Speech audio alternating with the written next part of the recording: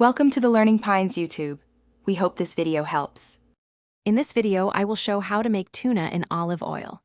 Drain 1 or 2 5-Oz cans, reserve the oil, and flake the tuna with a fork until light and fluffy. Mix 1 tablespoon lemon juice, 1 tablespoon chopped onion, and a pinch of salt and pepper. Taste and adjust seasoning, and serve on toast, in salads, or stuffed into peppers for a quick, satisfying meal. Gather simple ingredients: tuna in olive oil, lemon, onion, salt, pepper, and optional herbs like parsley. Drain carefully so you can keep about 1 tablespoon of oil for texture and flavor. Flake the tuna gently to keep some chunks for mouthfeel while ensuring even mixing.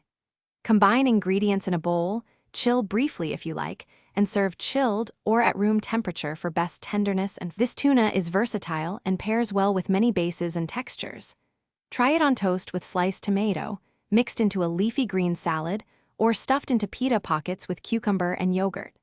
Add crunchy elements like celery or toasted seeds for texture contrast.